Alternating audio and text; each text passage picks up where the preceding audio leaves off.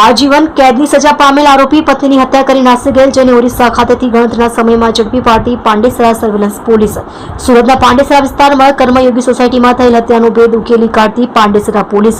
ગઈ તારીખ 6/1/2025ના રોજ સવારના સમયે પોલીસ સ્ટેશન ખાતે માહિતી મળેલ કે પાંડેસરા કર્મયોગી સોસાયટી 2 પ્લોટ નંબર 457-458 માં આવેલ બંધ રૂમમાંથી દુર્ગંધ આવે છે. જે માહિતીના આધારે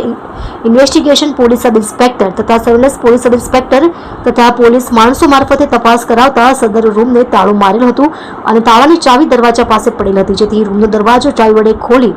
રૂમની અંદર જઈ જોતા લાકડાના પલંગ ઉપર ચાદર ઓઢાડેલ લાશ પડેલ હોય.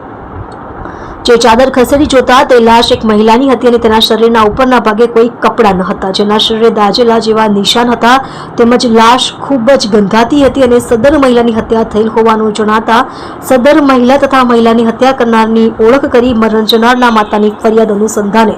2025 ભારતીય ન્યાય સંહિતા 2023ની કલમ 104 મુજબ ગુનો રજીસ્ટર્ડ કરવામાં આવેલ, જેમાં પાંડેસરા પોલીસ સ્ટેશનના પોલીસ ઇન્સ્પેક્ટર સાહેબ શ્રી દ્વારા અલગ અલગ ટીમો બનાવી આરોપીને પકડી પાડવા સૂચના કરી હતી. જેમાં સીસીટીવી કેમેરા ચેક કરવામાં આવેલ તથા હ્યુમન સોર્સિસના આધારે આરોપી વિશે માહિતી મેળવવા માટે વર્કઆઉટ કરી માહિતી મેળવેલ કે સદરહુ હત્યામાં મરણ જનાર લક્ષ્મીબેન કૃષ્ણા સ્વાઈના પતિ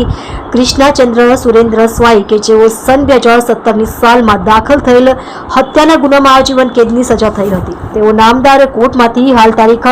19/12/2024ના રોજ જેલ મુક્ત થયેલ હતો. જેણે લક્ષ્મીબેનના ચરિત્ર ઉપર શંકા રાખી લક્ષ્મીબેનની હત્યા કરી તેને પલંગમાં સુવડાવી ઉપર